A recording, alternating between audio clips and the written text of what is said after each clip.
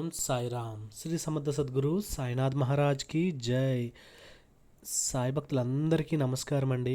అందరూ ఎలా ఉన్నారండి? మీరందరూ కూడా ఆరోగ్యములతో అష్టైశ్వర్యములతో ఎప్పుడూ కూడా ఆనందంగా ఉండాలని నేను సాయినాథుని కోరుకుంటూ ఈరోజు వీడియోలోకైతే వెళ్ళిపోదామండి. అలాగే ఈరోజు బాబా గారు మనకి ఎలాంటి సందేశాన్ని అయితే తీసుకుని వచ్చారో ఒక్కసారి ఈ మన బాబా గారి మాటల్లోనే విందామండి. బిడ్డ, ఇదే నీకు చివరి అవకాశం తల్లి. వచ్చే అదృష్టాన్ని వదులుకోకమ్మా. లక్ష్మీ కటాక్షంతో ఈ శుక్రవారం నీకు 50 లక్షలు అందుతాయి తల్లి. ఈ ధనాన్ని తాకు తల్లి అని చెప్పి ఏదో తెలియని సందేశాన్ని అయితే ఈరోజు బాబాగారు మన అందరికీ కూడా ఒక గొప్పదైనటువంటి సందేశాన్ని అయితే మన ముందుకైతే తీసుకొచ్చారండి. మరి అది మన భవిష్యత్తుకు ఎంత పునాది బాటనైతే వేస్తుందని చెప్పి మనం అందరూ అనుకోవాలండి. అలాగే మనకి ఏదైనా సరే ఎందుకు ఇలా అంటున్నారు బాబా గారు, అలాగే ఎందుకు ఈ అవకాశాన్ని ఎందుకు వదులుకోవద్దు అంటున్నారు, ఇవన్నీ కూడా మనం తెలుసుకోవాలి అంటే ఈ వీడియోని అయితే మనం స్కిప్ చేయకుండా చివరి వరకు చూస్తేనే కానీ బాబా గారు మనకి ఏం చెప్తున్నారు, అలాగే ఆ యొక్క లక్ష్మీ అమ్మవారు అలాగే లక్ష్మీ కటాక్షం మనకి ఏ విధంగా వస్తుంది ఏంటి అనేది మనకి తెలుస్తుందండి. అలాగే నా యొక్క వీడియోని మీరు ఫస్ట్ టైం చూస్తున్నారు అంటే ప్లీజ్ సబ్స్క్రైబ్ అయితే చేసుకోండి. మీరు చిన్న సబ్స్క్రైబ్ బటన్ నొక్కడం వల్ల నేను పెట్టే ప్రతి ఒక్క వీడియో కూడా మీ ముందుకు వచ్చి అలాగే మీ యొక్క మనసును ఇంకా ఒక ఉన్నత స్థానానికి అయితే తీసుకెళ్ళడానికి నేను మీ మనసు కోరినట్టు విధంగా అలాగే మన సాయినాథుని యొక్క సందేశాలతో అయితే మీ ముందుకైతే వస్తానండి. కాబట్టి మీరు మిస్ అవ్వకుండా ఉండాలి అంటే ఈ యొక్క సబ్స్క్రైబ్ అయితే చేసుకోండి, అలాగే లైక్ చేయండి, అలాగే మీ ఫ్రెండ్స్ అండ్ ఫ్యామిలీకి అందరికీ కూడా షేర్ చేయండి. ఈ యొక్క వీడియో మీకు నచ్చిద్దని చెప్పి అనుకుంటున్నాను. కాబట్టి నేను వీడియోలోకి అయితే వెళ్ళిపోతున్నానండి. ఇక బాబాగారు మనకి ఏం చెప్తున్నారని ఒకసారి బాబాగారి విషయంలో వస్తే బాబాగారి మాటలోనే వింటే, తల్లి ఎందుకు ఇదే నీకు చివరి అవకాశం అన్నాను అంటే మనసులో ఏ ఆలోచన కూడా వచ్చి ఉండదు బిడ్డ. నీ అదృష్టం ఎప్పుడూ కూడా కాలితో తన్నుకోకమ్మా. అయితే ఇదంతా కూడా ఎందుకు చెప్తున్నాను, ఈ చిన్న కథ విను తల్లి, నీకు అప్పుడే అర్థమవుతుంది. అప్పుడు నేను చెప్పేదంతా నీకు అర్థమవుతుంది అనే నా వాక్ అయితే నీకు అర్థమవుతుంది తల్లి. ఒక ఊరిలో ఒక భార్య భర్త ఇద్దరూ కూడా ఉన్నారమ్మా. వారిద్దరికి అతి చిన్న వయసులోనే పెళ్ళైపోయింది. అంటే మన పురాతన కాలంలో చిన్న వయసులోనే పెళ్ళి చేస్తారు కదా, అలా పెళ్ళి అయిందనమాట. అయితే ఒక 20 సంవత్సరాలు ఆ యొక్క భార్యాభర్తలు వయసున్న వాళ్ళిద్దరూ కూడా పెళ్ళి అయింది. పెళ్ళైన తర్వాత భర్తకేమో ఏ జాబు లేదంట. భార్య ఏమో ప్రతిరోజు కూడా ఏదో ఒక ఉద్యోగానికి అయితే వెళ్ళి కొంత సొమ్మును సంపాదించుకుని ఆ ఇల్లు గడుపుతూ ఉండేదంట.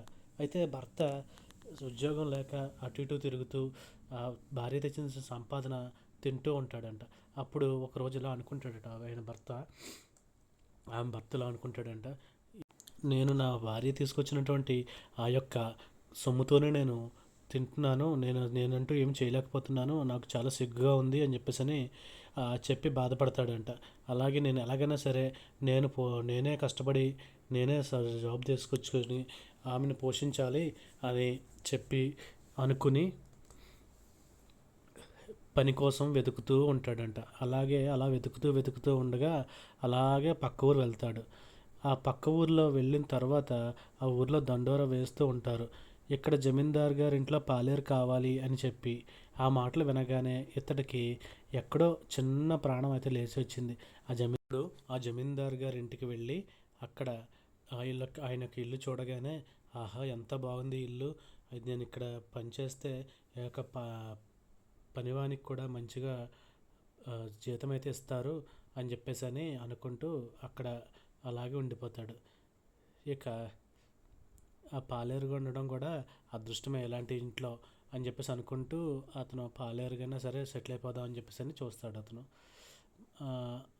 అలాగే పాలేరుగా మాట్లాడేసుకుంటాడు, మాట్లాడేసుకుని అక్కడ ఉండిపోతాడు అనమాట. ఇక అక్కడ పశువులు మేపడం, అలాగే ఆ యొక్క పశువులకి మలమూత్రాలన్నీ విసర్జనలన్నీ శుభ్రం చేయడం, అలాగే పాలు పితకడం, పాలు తీసుకెళ్ళి బయట అమ్ముకుని రావడం, ఇవన్నీ కూడా చేస్తూ ఉండేవాడంట. అలాగే ఆ చేస్తూ చేస్తూ అలా ఆనందంతో ఆ యొక్క పనులన్నీ చేసుకుంటూ ఉండగా నెల రోజులు అలాగే ఇట్టే గడిచిపోయినాయి. ఆ నెలల తర్వాత జమీందార్ గారి దగ్గరికి వెళ్ళి, అయ్యా నా డబ్బులు ఇస్తారా అని చెప్పేసి, నా యొక్క జీతం ఇస్తారా అని చెప్పేసి అంటే ఆయన ఆ, ఈ జమీందార్ గారి దగ్గరికి వెళ్ళి అడుగుతాడంట. అడిగితే ఏంటంటే, సరే ఇస్తా చూడు అని చెప్పేసి అంటాడట. ఇస్తానులే అని చెప్పేసి అంటాడంట. సర్లే డబ్బులు ఎక్కడ పోతాయి, తర్వాత ఇస్తారు కదా, మళ్ళీ మన దగ్గరికి వస్తే ఖర్చు అయిపోతాయి అని చెప్పేసి అతను ఏం చేశాడంటే ఇంకా రెండవ నెల కూడా అలాగే కంటిన్యూగా చేసేసి చేసుకుంటూ వెళ్ళిపోతూ ఉండేవాడు అనమాట. జమీందార్ గారు అందరితో పాటు అందరూ తిన్న ఆహారం అంటే వాళ్ళు ఇంట్లో ఏది పెడితే ఏది తింటారో అదే కూడా అతనికి పెట్టేవారట. పండగకి బట్టలు పెట్టేవారు. ఇంకేముంది, అతనికి హ్యాపీగా చూసుకుంటున్నారు. నెల రోజులు గడిచిపోతూ ఉంటాయి, నెలలు గడిచిపోతున్నాయి. అయితే జమీందార్ గారు వెళ్ళి జీతం అడిగినా సరే ఇవన్నీ గడిచిపోయినప్పుడు ఇంకెందుకు, ఆయన దగ్గరే ఉంటాయి కదా, తర్వాత పాలేరు కాబట్టి నాకు ఆయన నా డబ్బు అయితే ఉంచుకోరు కదా అని చెప్పేసి అనుకుని ఆయన దగ్గరే ఉండేవులే అని చెప్పి అనుకుంటూ ఉంటాడు. అలాగే చెప్పి అలాగే 2 నెలలు కూడా అయిపోద్ది. 3 నెలలు కూడా అలాగే అనుకుంటాడు. 3 నెలలు కూడా అయిపోద్ది. నాకు మాత్రం ఏం ఖర్చులు ఉండాలి, ఇక్కడ భోజనాన్ని పెట్టేస్తున్నారు కదా, బట్టలు కూడా ఇస్తున్నారు కదా జమీందార్ గారు, ఇకపై ఖర్చు అంటూ నాకేముంటాయి, డబ్బులు ఆయన దగ్గరే ఉండిస్తే ఒక సంవత్సరం అయిపోతుంది కదా, రెండో సంవత్సరం 3 ఏళ్ళు అయిపోతుంది. చూస్తూ చూస్తూ 20 సంవత్సరాలు గడిచిపోయినాయి అనమాట. ఇలా అయితే అతను ఎప్పుడూ కూడా జీతం గురించి అయితే అడగట్లేదు.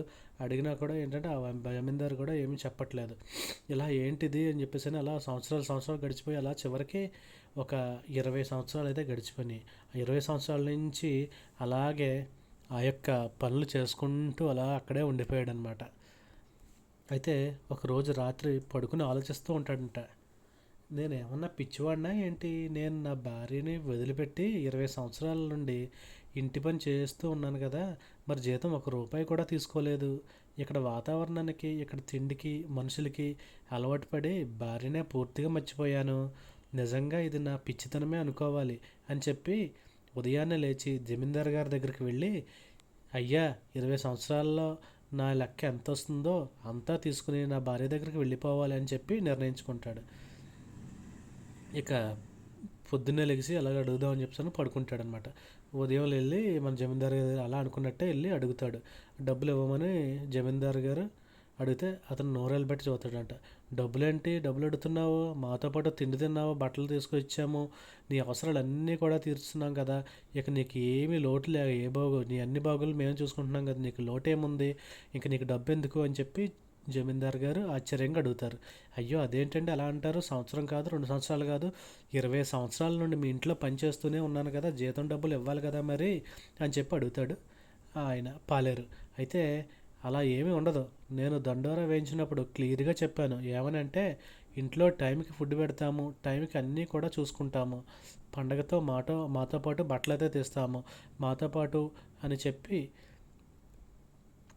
అని చెప్పలేదా నీకు అని చెప్పేసి అంటే నా జమీందార్ గారి మాట అన్న మాటకి, అయ్యో నేను అది వినలేదండి, మీరు మొదటి నెలలో ఇస్తారా అని చెప్పేసి అనుకున్నాను, కానీ ఏంటంటే సర్లే మీరు ఎక్కడికి ఇస్తారు, మీరు ఎక్కడ వెళ్ళిపోతారులే అని చెప్పేసి నెల ఇవ్వకపోతే మొత్తం ఒకేసారి అడిగి తీసుకుందాంలే అని చెప్పేసి నేను అనుకున్నాను.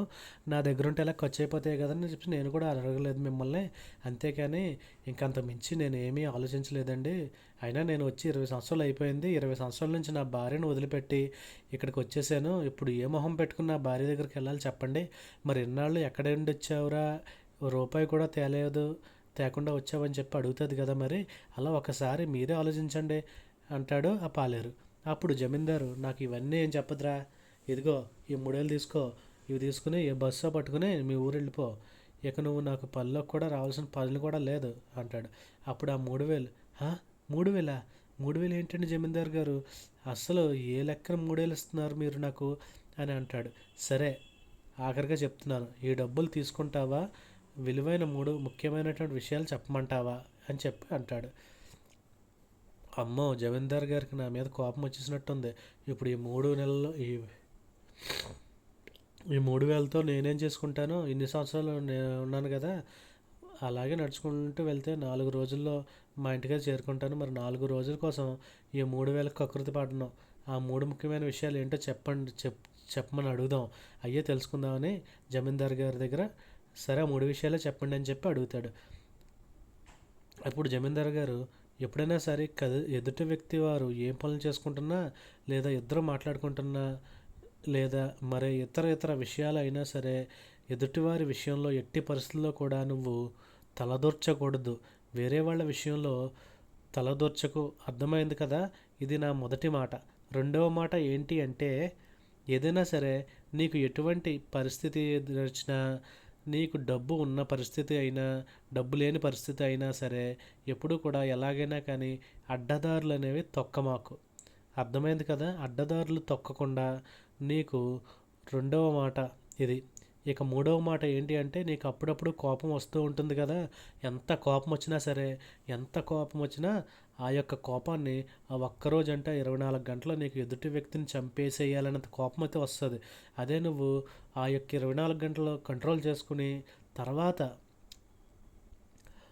ఆ తరువాత రోజు నువ్వు ఏం చేయాలనుకుంటే అది చెయ్యి. కానీ ఆ 24 గంటల లోపు మాత్రం నువ్వు మాత్రం ఎట్టి పరిస్థితుల్లోనూ ఏమి చేయొద్దు. నువ్వైతే కంట్రోల్ చేసుకుంటూ ఉండాలి అని చెప్పి ఆ 3 మాటలు చెప్తాడు.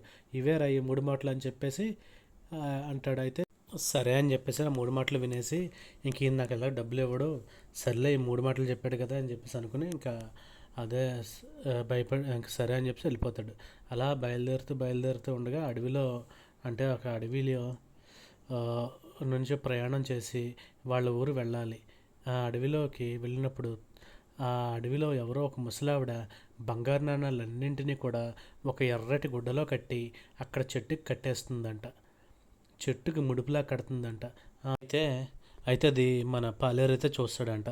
చూసి అదేంటిది ఎలా కడుతుంది ఆ ముడుపులాగా, అది ఏంటిది అడుగుదామని నోటి దాకా వస్తుందట. అయ్యో ఏంటమ్మా ఎలా కడుతున్నావు బంగారు నాణాలని, ఆ మాట నోటి దాకా వస్తుంది. కానీ మన జమీందార్ గారు చెప్పారు కదా మరి మొదటి మాట, వేరే ఎవరి విషయంలోనూ తలదోర్చకరా అని చెప్పేసి అని ఆ మాట గుర్తొచ్చి ఇంకా ఆగిపోయాడు అనమాట. ఎందుకులే మనకెందుకులే అనుకుని వెళ్ళిపోతూ ఉంటాడనమాట. అప్పుడు ముసలావిడ, ఓయ్ ఆగు, ఏంటి నువ్వు నన్ను ఇటు నుంచి వెళ్ళేవాళ్ళు వచ్చేవాళ్ళు నీకేమైనా పిచ్చా, ఇలా బంగారు నాణాలు చెట్టు కింద కడుతున్నావు అని అడిగిన వాళ్ళే ఉన్నారు, కానీ అడగని వాళ్ళు ఎవ్వరు కూడా లేరు. ఈరోజు డిసైడ్ అయ్యాను, నేను ఏమని అంటే ఎవరైతే నన్ను అడుగుతారో వాళ్ళని చంపేసి తినేద్దామని. అలాగే కత్తి కూడా రెడీగా పెట్టుకున్నాను, ఎదుగో అని చెప్పేసి కత్తి చూపించిందంట. మరి నువ్వేమీ అడగలేదు, ఎవరైతే అడగకుండా ఉంటారో వాళ్ళకైతే నాణాలన్నీ ఇచ్చేద్దాం అని చెప్పేసి అనుకున్నాను. మరి నువ్వేమో అడగకుండా వెళ్తున్నావు అని చెప్పేసి నాకు నువ్వు మరి నాణాలు నీకు ఇచ్చేస్తాను అని చెప్పేసి అన్నదంట ఆమె. నువ్వు అడగకుండా వెళ్తున్నావు కదా, అడగకుండా వెళ్తున్నావు అంటే నాకు నచ్చింది. మరి నీ యొక్క పద్ధతి కూడా నాకు బాగా నచ్చింది. ఇదిగో వెనక్కి తిరిగి చూడు, 20 ఒంటెల నిండా బంగారం ఉంది, ఆ 20 ఒంటెలు తీసుకుని వెళ్ళిపో అని చెప్పి అక్కడ అంటుందన్నమాట. ఇక ఆ పాలేరుకి ఏం చెప్పాలో అర్థం కాలేదు. ఇక ఒక్కసారిగా ఆశ్చర్యంతో సంతోషంతో నిండిపోతాడు. తన మనసు అంతా కూడా నిండుగా అయిపోయి ఆ ఒంటెలు తీసుకుని 20 ఒంటెలు తీసుకుని ఎందుకు ఏమిటని ప్రశ్నించకుండా తీసుకుని వెళ్ళిపోతాడు. ఆ 20 ఒంటెలు నిండా మూటల్లో బంగారు నాణాలు కూడా ఉంటాయి. చాలా సంతోషం వేసింది. అబ్బా, ఇన్ని డబ్బులు తీసుకుని వెళ్తే ఈ నాణాలు అన్నీ తీసుకుని వెళ్తే నా భార్య నన్ను నెత్తిన పెట్టి చూసుకుంటుంది అని చెప్పి అనుకుంటూ ఆ ఒంటెలను అన్నీ తీసుకుని బయలుదేరుతాడు. అలా బయలుదేరుతూ ఉండగా మార్గ మధ్యంలో ఇంకొక 20 ఒంటెలతో ఒక 2 వ్యక్తులు అయితే కనిపిస్తారనమాట ఇతనికి. ఒక్కొక్కరి దగ్గర 20 ఒంటెలు ఉన్నాయి, ఇద్దరి దగ్గర కాబట్టి 40 ఒంటెలు అయితే ఉన్నాయి. ఆ 40 ఒంటెల్లో చూసి వాళ్ళు ఇద్దరు వ్యక్తులు కలుస్తారనమాట ఇతనికి. ఓయ్, నువ్వు కూడా మాలాగే ఒంటెలు తీసుకుని వెళ్తున్నావా? ఈ బంగారం అమ్మడానికి మేము పక్క ఊరు వెళ్తున్నాం, నువ్వు కూడా వస్తావా మాతో పాటు అని చెప్పి అడుగుతారనమాట పాలేరుని. అప్పుడు ఆ పాలేరు కూడా సరే నేను కూడా వస్తానులే, ఈ బంగారు నాణాలుగానే అట్టుకెళ్ళిపోతే మా ఆవిడ ఏం చేసుకుంటుంది, అదే డబ్బు రూపంలో అట్టుకెళ్తే మేమిద్దరం కూడా హ్యాపీగా ఉండొచ్చు అని చెప్పేసి అమ్మేద్దాం అని చెప్పేసి అనుకుంటాడనమాట. ఇక పక్క ఊరు వెళ్ళే దారిలో అతనికి కొంచెం దూరం వెళ్ళిన తర్వాత చీకటి అయితే పడిపోతుంది. ఆ ఇద్దరు కూడా ఏమంటారంటే, ఈ రాత్రికి మనం ఈ పక్క హోటల్లోనే ఉండి హోటల్లో మొక్క చెక్క తినేసి సాయంత్రం అలా గానా బజానాకి వెళ్ళి ఆ యొక్క నాట్యం చేస్తుంది ఒక అమ్మాయి, ఆ అమ్మాయితో నాట్యం చేసుకుని డ్యాన్సులు వేసుకుని ఆనందంగా ఆనందంగా ఎంజాయ్ చేసి వద్దాం అని చెప్పేసి అని అంటిలోకి ఈయన ఉంటాడు, హోటల్కి వెళ్దాం పద వస్తావా అని చెప్పేసి అడుగుతారనమాట వాళ్ళిద్దరూ. ఆ మాటకి అప్పుడు మన జమీందార్ గారు చెప్పారు కదా రెండో మాట, ఏంటి అంటే అది, ఏదేమైనా సరే కానీ నువ్వు అడ్డంకులు అయితే అడ్డదారులు అయితే తొక్కొద్దు అని చెప్పేసి అన్నమాట గుర్తొస్తుంది అట మనోడికి. ఆహా నేను రానండి, మీరు వెళ్ళండి, మీకు అవసరం కాబట్టి మీరు వెళ్తారు, నాకు ఆకలిగా ఏమీ అనిపించడం లేదు, ఏ గానా బజానా కూడా నాకు చూడాలని ఉద్దేశం కూడా లేదండి, కనుక నేను రాను అని చెప్పేసి చెప్తాడనమాట. అప్పుడు ఆ ఇద్దరు కూడా ఏమంటారంటే, సరే మా ఇద్దరివి చెరో చెరో ఒక 20 వంటలు అంటే 40 వంటలు, ఈ 40 వంటల్ని కూడా నీ వంటలతో పాటు తీసుకుని వెళ్ళు, తెల్లవారులోపు నేను వచ్చి అంటే మేమిద్దరం వచ్చి నీతో కలుస్తామని చెప్పేసి అక్కడి నుంచి అయితే వెళ్ళిపోతారనమాట. అలా వెళ్ళిన వారికి దారిలో దొంగలు కనిపించి వారి దగ్గర ఉన్నటువంటి బంగారు నాణ్యాలు అన్నిటిని కూడా వాళ్ళు దోచేసుకుని ఆ ఇద్దరిని కూడా చంపేస్తారంట. ఇక ఆ పక్కన హోటల్లో నుంచి వస్తూ వస్తూ ఒక వ్యక్తి అయితే ఈ దారుణం చూస్తాడంట. ఆ చూసి అది తీసుకుని వచ్చి పాలేరుకి వచ్చి చెప్తాడంట, అయ్యా అక్కడ ఎవరో కానీ ఇద్దరు వ్యక్తులను చంపేసి పాడేశారండి అయ్యా, చూస్తూ ఉంటే మీలాగే ఉన్నారు వాళ్ళు, ఒంటెలేమో అని చెప్పేసి అంటున్నాడంట. అవునండి ఆ ఒంటెలు వాళ్ళయ్యే, వాళ్ళు మా వాళ్ళే, ఈ ఒంటెలు నేను జాగ్రత్తగా తీసుకుని వెళ్తాను అని చెప్పేసి అక్కడి నుంచి బయలుదేరతాడనమాట. ఆ ఒక మాట అతను సంతోషం. ఇక అయ్యో తోటిగా వచ్చినటువంటి ఇద్దరు కూడా చచ్చిపోయారు, ఇకపోతే ఇంకా 20 ఒంటెలు ప్లస్ 40 ఒంటెలు 60 ఒంటెలు నావే, అమ్మయ్యా ఏంటిది ఎంత సంతోషకరమైన వార్త నాకు చెవిన పడింది అని చెప్పేసి అనుకుని ఆ భార్యను ఊహించుకుంటూ, ఈ భార్య నాకు ఎంత నేను నన్ను చూస్తే మా భార్య ఎంత సంతోషిస్తుందో అది ఇది అని చెప్పేసి అని ఇంటికి ప్రయాణం అవుతాడు. ఇక అలా వెళ్తూ ఉండగా ఊరు రానే వచ్చింది. భార్య ఇంటికి దగ్గరికి వెళ్తాడనమాట. అక్కడ అంటే వెళ్ళేసరికి బాగా చీకటి పడిపోయి ఉంటుందన్నమాట. తలుపులు టక్ టక్ మని కొడతాడంట. భార్య లోపల నుంచి బయటకు వస్తుంది. ఇతను బాగా యవ్వన వయసులో ఉన్నప్పుడు 20 సంవత్సరాల వయసులో ఉన్నప్పుడు ఇంటి నుంచి పారిపోయాడనమాట. ఇప్పుడు 40 సంవత్సరాలు, అంటే 20 సంవత్సరాలు అయిపోయినాయి కదా, మరి 20 సంవత్సరాలు పాలేరుగా ఉన్నాడు కదా, మొత్తం 40 సంవత్సరాలు వచ్చాయి. చూడ్డానికంటే బాగా గడ్డము జుట్టు కూడా బాగా పెరిగిపోయి ఒక పాలేరులాగా అలా రెడీ అయ్యి వెళ్ళాడనమాట. 20 సంవత్సరాలకే భార్య గుర్తుపట్టలేకపోద్ది అనమాట ఇతను చూసి. సరే నన్ను ఎటో గుర్తుపట్టలేదు, ఒక ప్రాంక్ చేద్దామని నా భార్యతో అని చెప్పి అనుకుని, అమ్మ నేను పక్క ఊరు నుంచి వస్తున్నాను, నేను పక్క ఊరికి వెళ్ళాలి, ఇప్పుడు బాగా చీకటి అయిపోయింది కదమ్మా, నేను ఈ రాత్రి ఇంట్లోనే విశ్రాంతి తీసుకుంటే ఇవన్నీ కూడా నా ఒంటలే 60 ఒంటలు, ఈ ఒంటలను అక్కడ పాకలో కట్టేస్తాను, ఈ ఒక్క రాత్రి నన్ను ఇక్కడ ఉండనేమ్మా అని చెప్పేసి అడుగుతాడంట. అతని భార్య ఏం చెప్తుందంటే, చక్కగా మీరు ఉండొచ్చండి, కానీ ఇంట్లో ప్రవేశం లేదు, ఎందుకంటే నా భర్త కూడా ఇంట్లో లేడు, కాబట్టి మీరు అక్కడ ఉన్న పాకలోనే ఆ ఒంటెలతో పాటు మీరు అక్కడే ఉండండి, మీకు చాప దిండు ఇస్తాను అని చెప్పేసి చెప్తుందంట. భార్య యొక్క సిన్సియారిటీని మెచ్చుకుని, అబ్బా చూసావా నా భార్య నేను ఇంట్లో లేనప్పుడు పరాయి మగవాడిని లోపలికి కూడా రానివ్వట్లేదు అని చెప్పి అనుకుంటాడంట. అన్నమాట అనుకుని సరే అని చెప్పేసి అని చెప్తాడు. ఇక అతను దిండు జాపా తీసుకుని ఆ పసుపు పాకలోకి వెళ్ళి పడుకుంటాడు అనమాట. ఒంట్లన్నింటినీ జాగ్రత్త కట్టేసుకుని ఆ పక్క వేసుకుని పడుకుంటాడు. అన్నమాట కొంచెం సేపటికి మరొకరు వచ్చి ఆ ఇంటి తలుపులు టక్ టక్ అని కొడతారంట. చాలా అందంగా ఉంటాడట అతను. అబ్బాయి చాలా చక్కని యవ్వనవంతస్తున్నట్టు అతడు అబ్బాయి ఇప్పుడు వచ్చి నా భార్య తలుపు కొడుతున్నాడు అని చెప్పి మనసులో అనుకుంటాడు. అదేంటిది ఇది వచ్చి ఎప్పుడు తలుపు కొడుతున్నాడని.